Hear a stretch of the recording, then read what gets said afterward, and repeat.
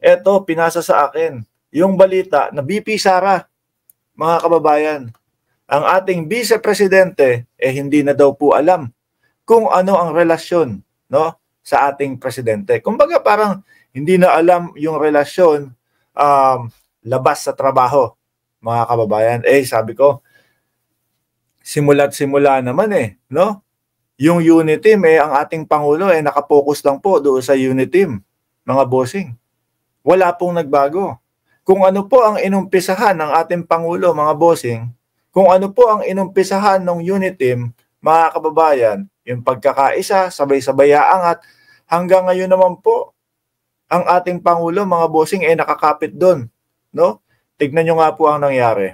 Simula't simula pa lang po, mga kababayan, nasa pangalawang taon pa lang ho tayo, mga bossing, ng pagkakaupo po ng ating presidente na si Pangulong Bongbong Marcos, ayan, ang mga kakamping halos nasa, sabihin na natin kalagitnaan o lagpas na ng konti sa kalagitnaan, nagiging kakampi na din po natin, mga kababayan.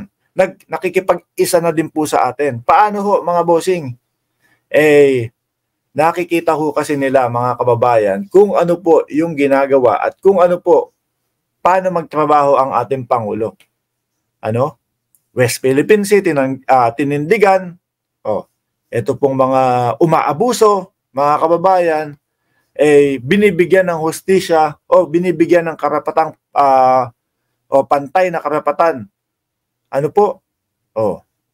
Yun naman po ang simula't simula na ang umpisa ng unit team. Ang problema nga lang ho, mga bossing, etong mga OTAP supporters o etong mga OTAP vloggers, ang dating Pangulong Duterte, minsan, yung isang beses, nagulat tayo kung ano-ano na lang na paninira ang sinasabi sa ating Pangulo ng dating presidente na si PRRD, mga bossing. Nagulantang ho tayong lahat dun, mga kababayan.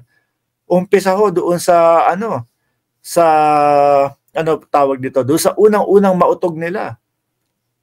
Di ho ba? Sa kanila ho, lahat nag-umpisa, mga kababayan. Tapos ito, yung pagiging parang medyo kung magdesisyon din ho kasi ang ating Vice Presidente, mga bossing, nandoon yung matatawag nating, ano ba ang ating Vice Presidente ngayon? Medyo may pagka-childish ho, mga kababayan. Although, sabi ko nga sa inyo, ako ho, gandang-ganda kay BP Sara, mga kababayan. Hindi man kayo agree sa akin, subalit, no? Ang usapan ho dito, mga bossing, kung paano, no? Patatakbuhin ang ating bayan, kung paano pamumunuan ang ating bayan. Yan nga, yung sabi ni Digna, Dimagiba, Umadak, selfish ang BP. Ako po, mga kababayan, yun din ho ang nakikita ko sa ating Vice Presidente, mga bossing. Nakakalungkot ho, no? Dahil halos karamihan ho sa atin dito, mga kababayan, ang ating sinabi, no? Nako, wala na. Tapos na. Pati yung 2028 election tapos na dahil dito sa nabuong unit team. Akala natin tatagal po sila, aabot sila hanggang dulo. Doon sa inumpisahan, doon sa agenda, mga kababayan, ng unit team na yun. Subalit, wala po. Maagang bumitaw, mga kababayan. Isa sa nakita natin at pakiwari natin, mga kababayan, kung bakit nagkaganyan agad, dahil nga po ito, naging patas ang ating Pangulo, naging patas po ang gobyerno natin, no? Doon sa mga maliliit nating kababayan, naging patas po sa lahat, mga bossing. Kahit po kay dating Senador Leila de Lima, mga kababayan, di ba? Tayo naman po, hindi porket na dilawan, hindi naman po porket na kakamping yan, kakamping kasi hayaan mo siyang mabulok sa kulungan. Hayaan mo siyang mabulok doon sa loob. Hindi naman ho dahil kakamping o dilawan po, hayaan natin mabulok kung wala naman pong ginagawang kasalanan. So ito po, medyo nakikita ho natin, mga kababayan, na hindi ho agree, no? Yung kampo ng mga Duterte dito. Kaya Ayan ang ginagawa nila, ang inuumpisahan na po nila, mga kababayan. Sirain, pabagsakin ang ating presidente upang sila ho ay makabalik sa kanilang panunungkulan upang sa ganun ho, mga kababayan, sila na naman ho ang masunod, no? Sa pagpapatakbo ng Pilipinas. Problema ho kasi nila ngayon, mga bossing, ang mamamayang Pilipino, ang sambayan ng Pilipino ho, no? Napansin, nakita, kung paano ho nila pinatakbo ang ating bansa. Sablay, West Philippine Sea, yung ultimo ho, mga kababayan, yung laban kontra droga ng kanyang ama na si dating Pangulong Duterte. Madami ho ang sumuko, alam natin yan.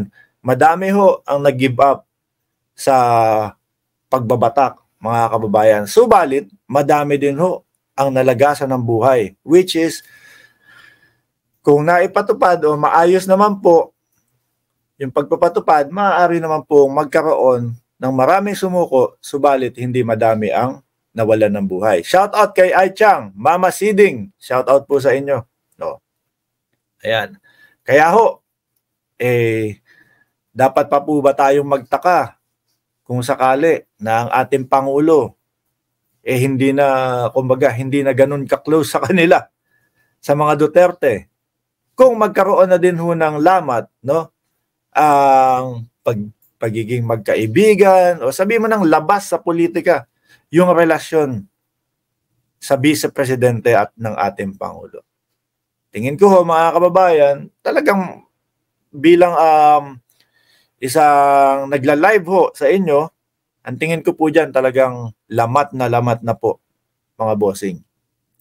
No?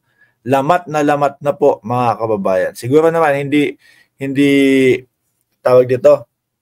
Siguro naman po hindi sila dapat magtampo, no?